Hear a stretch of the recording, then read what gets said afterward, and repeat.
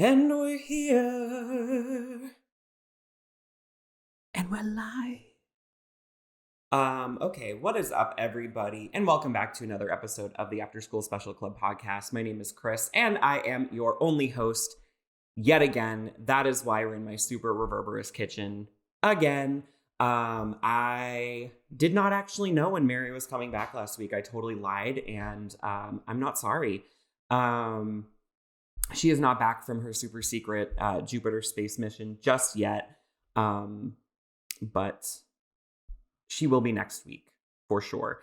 So I'm excited because I miss my friend dearly, and it is really hard to host podcasts by yourself if you do not have the proper structure for it. So I do have a couple things I want to talk about today, but I thought we would just kind of start off casually, ease into things. Also, I feel like this is really close to my everything.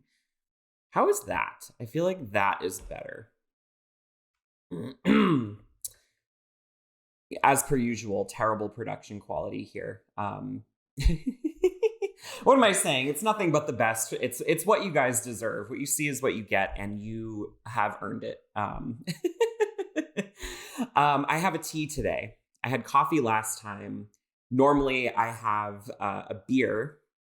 That's me and Mary's thing, is we have a drink because we film after work on Saturdays. And so it's 10 in the morning, though, right now, I think. Yeah, it's 10:06. So we are not drinking alcohol because I am no longer in college, and that is not something that I can do anymore under legal contract as a adult. So yeah, I thought I'd just start off nice and casual, tell you a little bit about my week. So here's the thing. The last episode that you saw, I actually did not record a week ago. I recorded it 4 days ago. Because I was like, should I record something? Should I not record something? I let a couple days go by, and I was like, yeah, I feel like I should still have something for the channel, even though it's just me. I'll make something, right? Anything to fill the gap and to fill the void. So, but I feel like a lot has happened, has transpired since that last episode. And there are other things that I want to talk about that I didn't talk about last week. But yeah, I've had a pretty good week so far. Work has been whatever, but I am just counting down the days since I go on vacation. I wrote the schedule for my team in which I am gone. And so that means that it's just a matter of weeks before that is here. I think it's 3 weeks now. So Mary is going to come back. She and I think are going to have 2 episodes together again. And then we are going, I was going to say we're going to part ways. We're not parting ways. I am just going on vacation this time, but I am going to try and arrange a Zoom session. So it'll be a throwback to us piloting the Afterschool Special Club before we even had a name for it, which I don't think we've ever talked about. I don't think we've ever talked about it because that first episode where we're in Mary's kitchen, basically, actually this time, we're in Mary's kitchen. That was actually from like a couple weeks of us trying different things. We had actually started this podcast technically. Again, that first episode is actually like our 5th.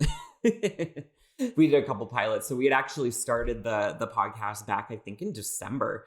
It might have even been post Thanksgiving of last year. We recorded a bunch of episodes because we were like, oh, we should just like get on the microphone and just talk, and figure it out. But at that time, we still hadn't been vaccinated. Shelter in place was like a loose concept at that point. Like you could go out, but like it wasn't encouraged. So we were not comfortable meeting up in person. So we were doing a bunch of stuff on Zoom. And so I don't think I have. You know what? I don't. I was going to say, I wonder if I have any of that footage, and I don't have it because that was on my old laptop, which shit the bed. And I bought this brand new laptop. Sadly. So I wish I could show you guys those because we actually had some really funny moments in those pilot episodes that I wish I could show people, but it's gone forever. So yeah, I think while I'm gone, I'm going to try to see if Mary and I can arrange a 1 or 2 Zoom sessions. Because again, I think I'm gone 2 Saturdays, which are the days that we usually record. So I'm not actually sure what's going to happen, but I think we're going to try to strive to have weekly content still, because I'm going to bring my laptop, so I'll still be able to edit stuff from my family's house. And yeah, so nothing really exciting this week, though. I don't live a very exciting life. I go out and do stuff sometimes, but I'm not one of those people who's like always out doing something and always has a story to tell. I'm very boring. I like to sit in my room and play video games, as I'm sure you have gathered. But you know what? That's actually not that true. I don't want to paint this picture of myself. Hold on. I'm going to backpedal.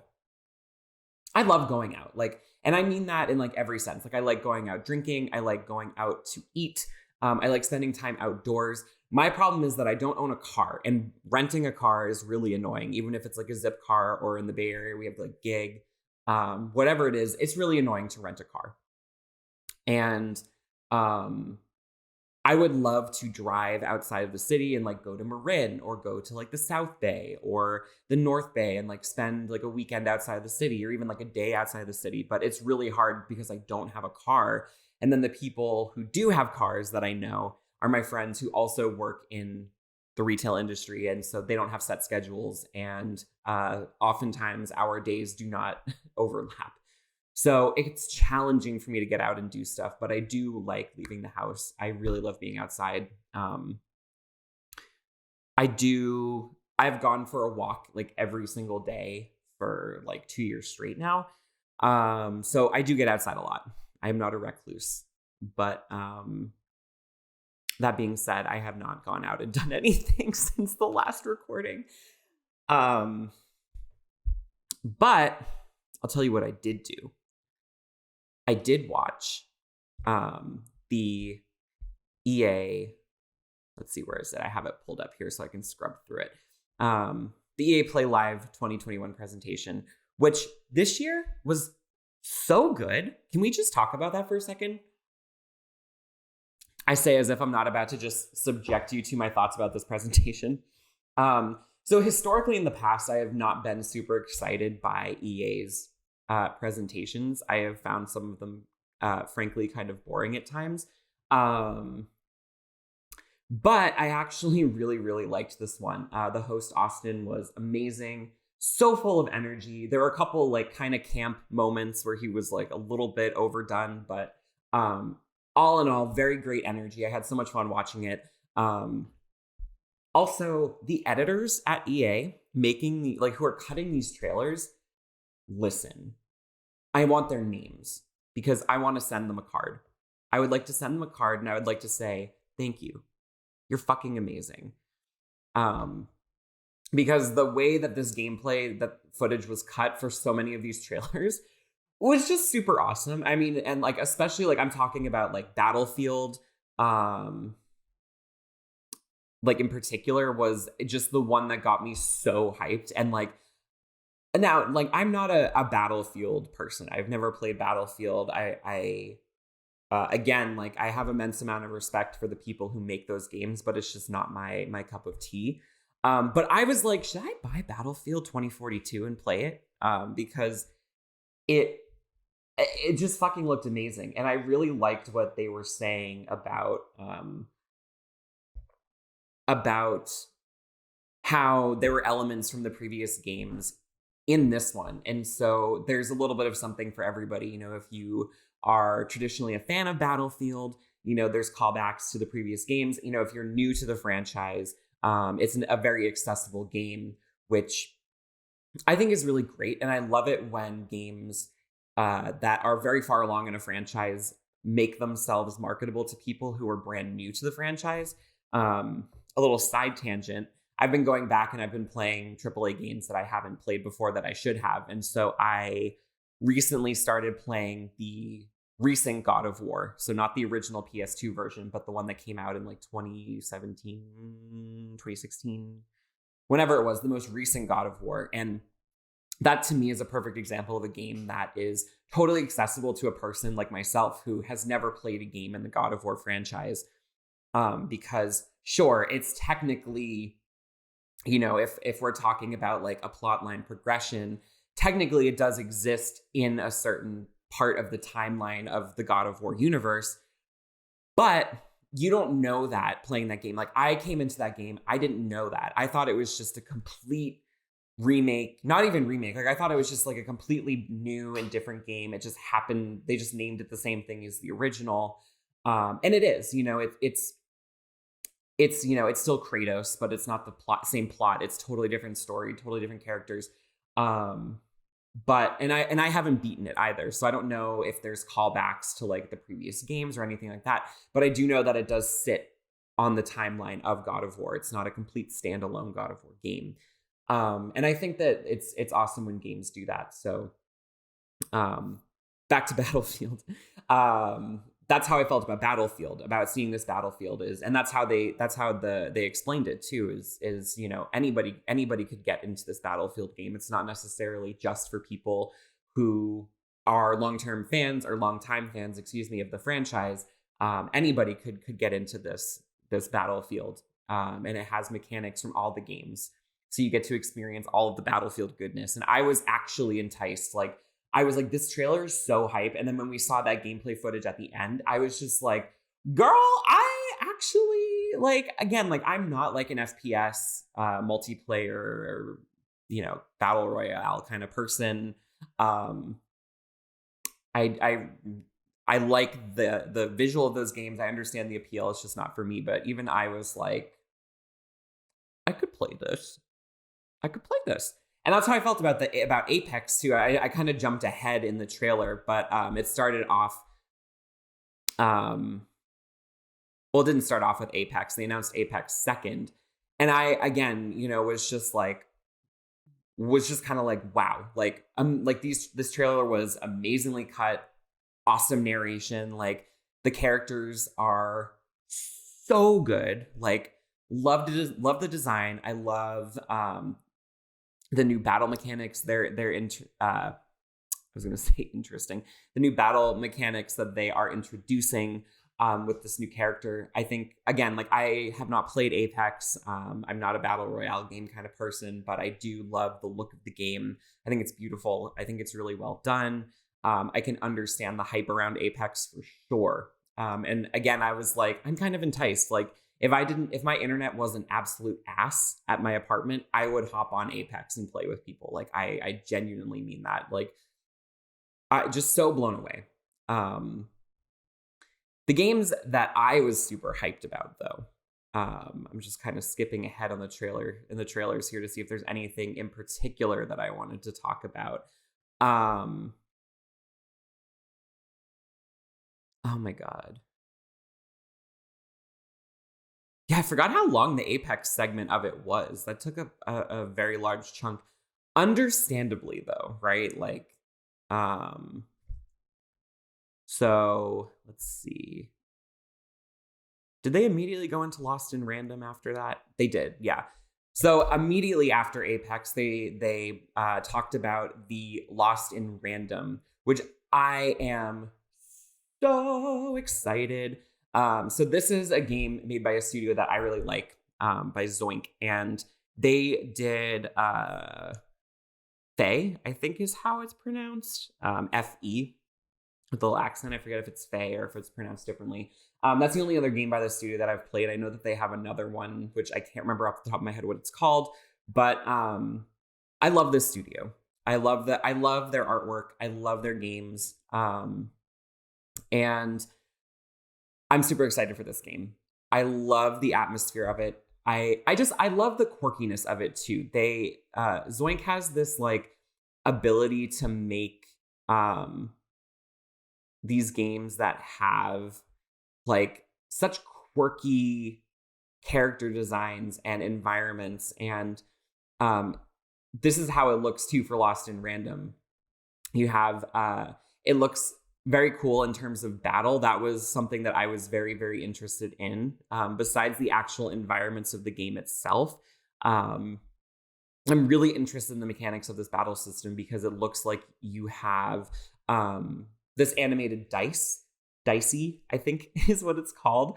So you have Dicey as your sort of sidekick, which it looks like you can attack with Dicey, but then there's also this card mechanic as well, where it looks like you have these cards that can kind of summon different battle abilities.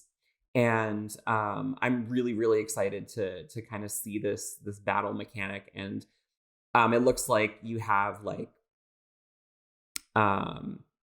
real time in battle. Then you can also freeze time. So I'm just really excited to see how that pans out. I'm excited to see a little bit more actual gameplay and actual battle gameplay.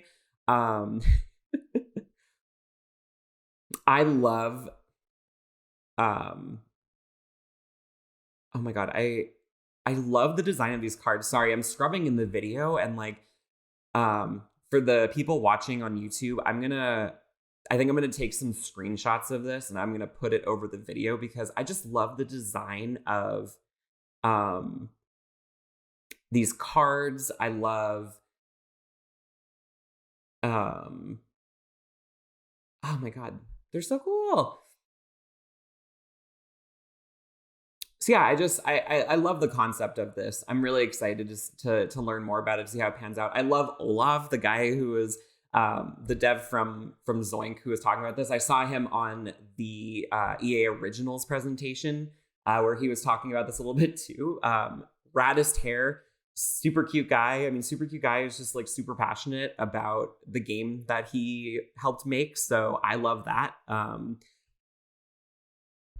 But yeah, I'm not entirely sure about the actual premise of the game. I'm sure I could look it up, but I don't think they talked about it in the presentation, like what the actual like plot is, like what you're doing as a character. It looks like you're separated from your sister. It looks like by some sort of like evil queen figure, and you're in this kind of like macabre, like dark environment. But again, it has that sort of quirky, almost like Tim Burton-esque animation. And yeah, again, the battle just looks super engaging. I'm super excited to see how the dice and the card mechanic work.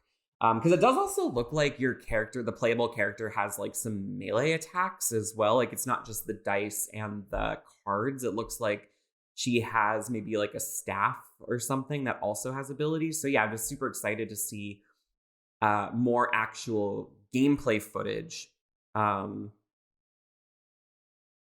the future. So yeah, it just looks so cool. I love the style.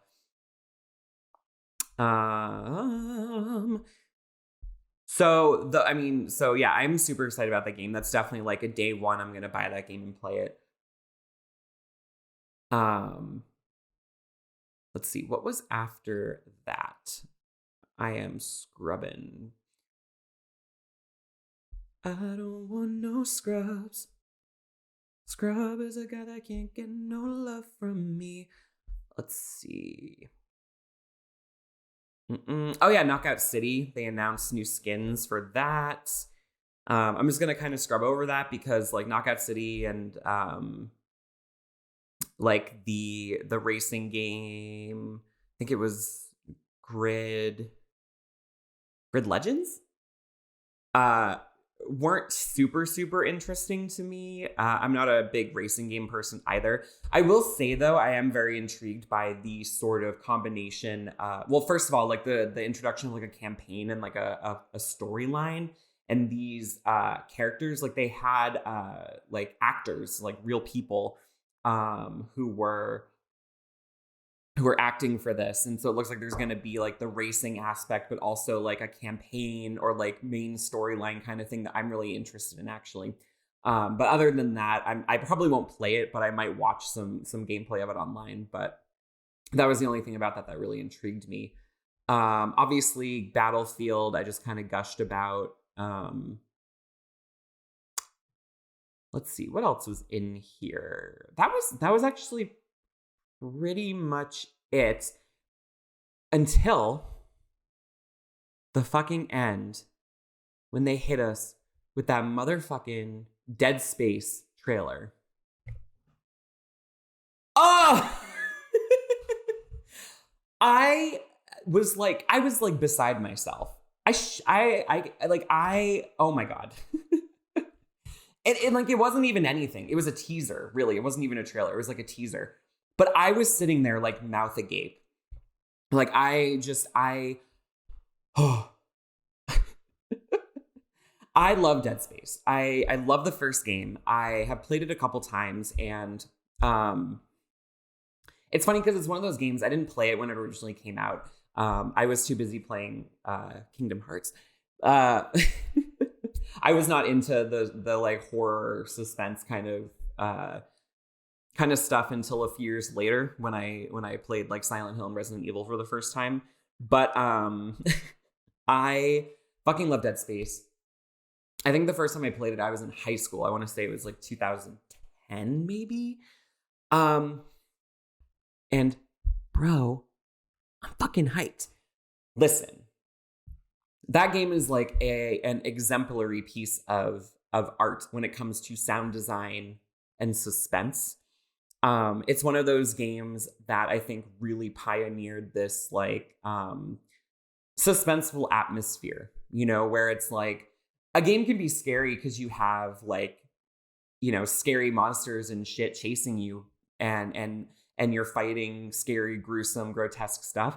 But it's like, you can also be scared shitless because you don't know when something is going to pop out, and you are hearing, like, this is the thing about Dead Space, the sound design, right? Like you are like, it's so atmospheric, I think it really did pave the way for like atmospheric horror type games, because it's like,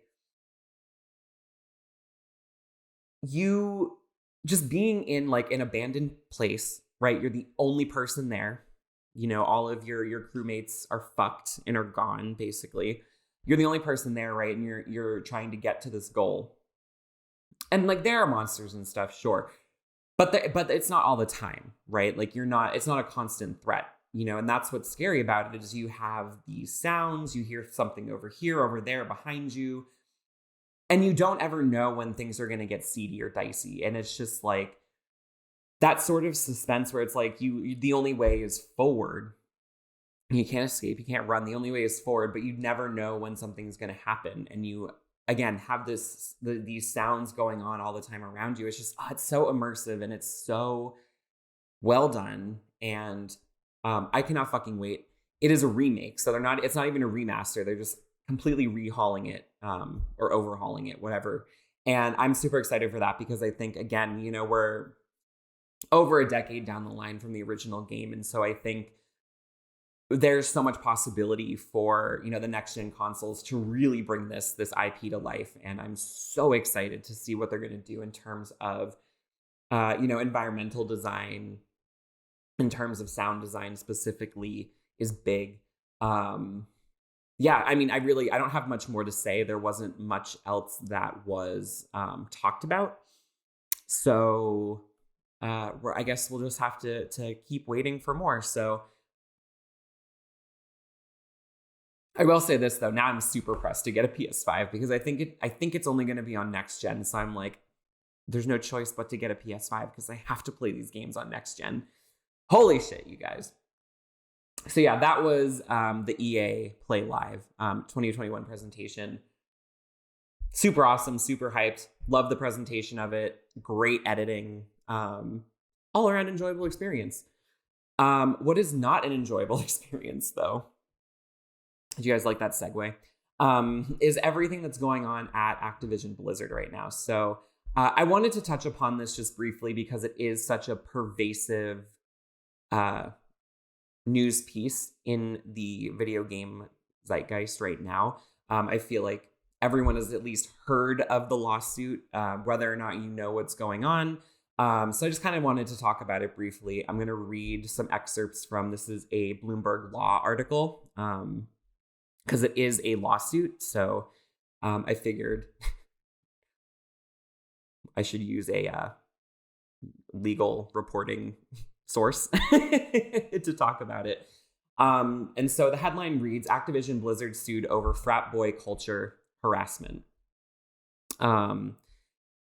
Video game giant Activision Blizzard, maker of games including World of Warcraft and Diablo, fosters a frat boy culture in which female employees are subjected to constant sexual harassment, unequal pay, and retaliation, according to a lawsuit filed by the California Department of Fair Employment and Housing. A 2-year investigation by the state agency found that the company discriminated against female employees in terms and conditions of employment, including compensation, assignment, promotion, and termination. Company leadership consistently failed to take steps to prevent discrimination, harassment, and retaliation, the agency said. According to the complaint filed Tuesday in the Los Angeles Superior Court, female employees make up around 20% of the Activision workforce and are subjected to a pervasive frat boy culture, including cube crawls in which male employees drink copious amounts of alcohol as they crawl their way through various cubicles in the office and often engage in inappropriate behavior towards female employees. The agency alleges male employees play video games during the workday while delegating responsibilities to female employees, engage in sexual banter, and joke openly about rape, among other things. So that is just the first half of the article, and I wanted to touch upon this. I was going to say briefly, but knowing me, this is going to turn into like a 10-minute segment. So, I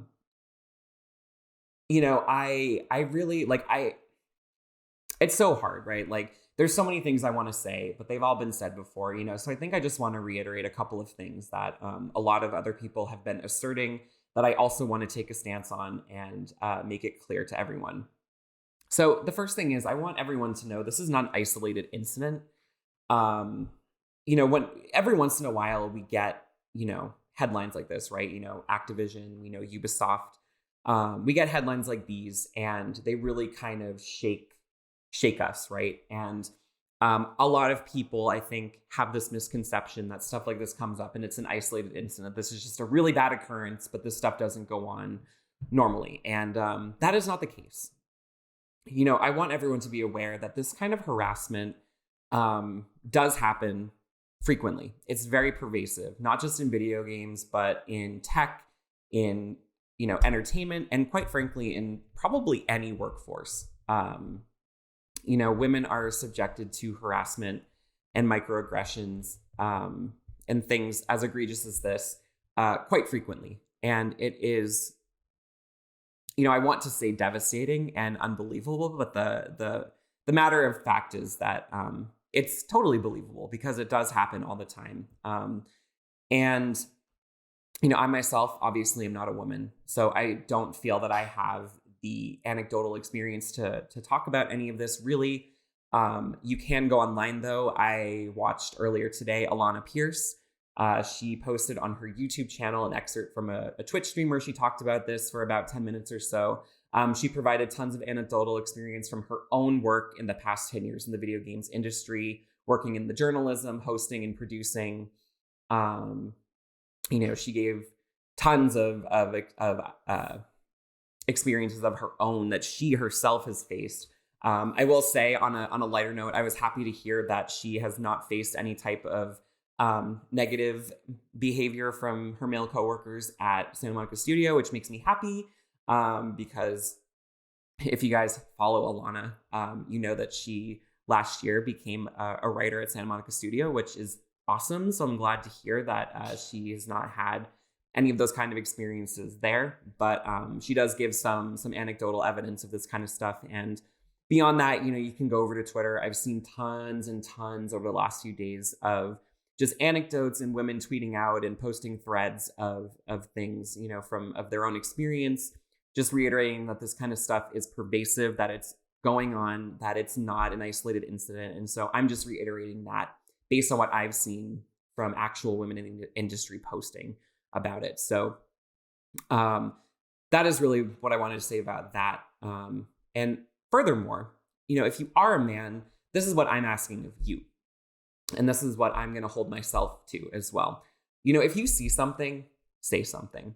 It oftentimes when you are being harassed, it is very hard to stand up for yourself, especially when your job is on the line or there are things at stake like your reputation, again, your job, all that kind of stuff. A lot of people just laugh it off. That is something that I've done That is something that I've seen other people do. If you see any kind of harassment or inappropriate behavior in your workplace, you have a responsibility to stand up and say something.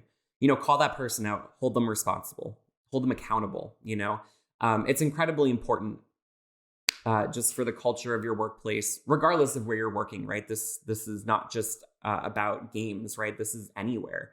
I want to make that very clear. We have a responsibility to hold each other accountable and to try and foster a safe work environment for people and let them know that, that they have allies, that they're safe, that there's people who see this kind of stuff going on. You have to speak up, even if it's uncomfortable. That does not matter. You could save lives, and that's not an exaggeration. Part of this, I don't know if it's part of this actual case, but, somebody who worked at Activision took their life because of this kind of behavior and treatment. So you could literally save someone's life. It's so important. So, if you see something, say something, stand up for people who are being harassed in the workplace. I don't care if it's uncomfortable, that's too fucking bad. We have to help each other out. And so that's all I'm really going to say about that.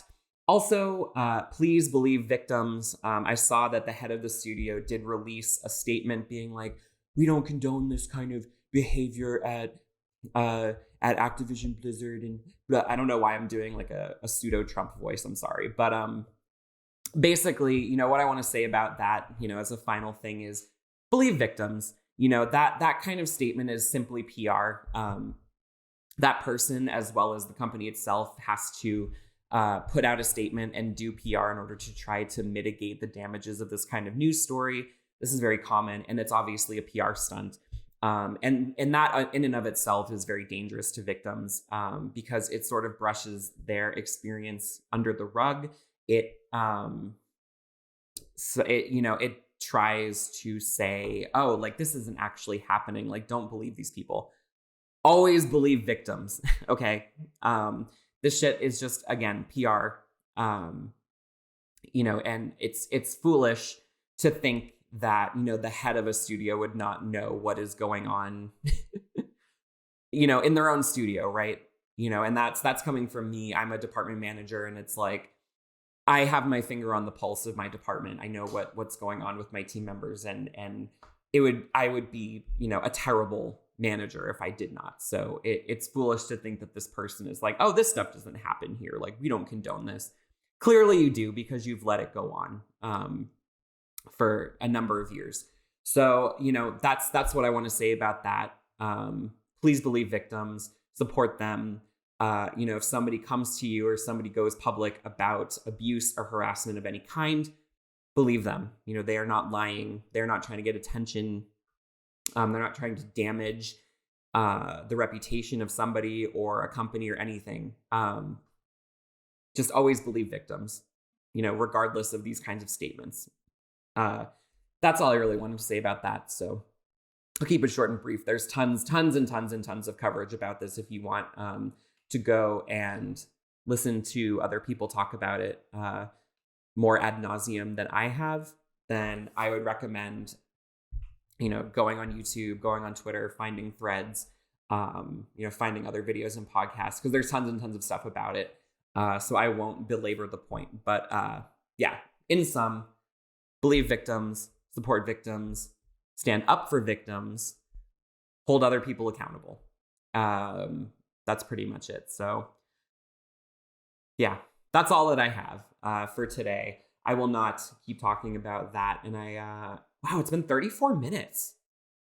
Guys, look at me go. I'm like on a roll today. I feel like I actually had a lot of things to say, but I miss Mary, you guys. I really do. It's so hard to just talk to yourself. Which is funny because I'm one of those people who I talk to myself all the time in my personal life. Like every second of the day, I'm just like, because I'm an anxious person. So I wake up and my mind is aflame the second I open my eyes. So I talk to myself all the time, all day. And then it's like, I sit down to do this and I'm just like, I don't know how people do podcasts by themselves, honestly, or how people host by themselves. Well, actually, I know how people host by themselves. It's because they have a script. I did not, like I said, on the last episode, I did not do like a run of show. I didn't do any talking points or anything. I just kind of knew the two things I wanted to talk about. And I'm sure you can tell that the thoughts were not pre-thought out or put together in any way. So I miss Mary because I need someone to riff off of, and I need someone to fill in the gap while I haphazardly and panically try to find stuff on my computer to talk about. So, but that's it, you guys. The next episode you see, Mary will be back after this one. Like I said, we're always a week ahead, so she will be back in a few days after I finish editing this. And then the next episode, because this is 13, so episode 14, Mary will be back. And then she and I will be together, I think, for episode 13 and 14 and 15. And then I'm gone, and we'll be probably doing Zoom podcast. So yes, as per always, thank you so much for watching and listening. You can follow me on Twitter at Prince Tort. That's Torte, like the dessert. King Tortellini on Instagram. Mary does not have socials, and we also don't have socials for the podcast just yet, maybe one day, but you can find me there. If you would like to, you can donate to our GoFundMe. We also have a GoFundMe right now, so we can up our video production and support some of our other ideas.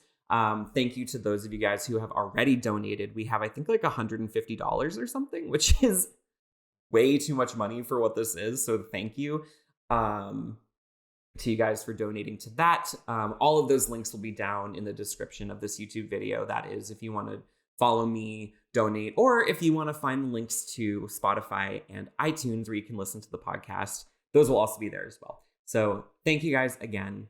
And I will see you next week with Mary. Bye.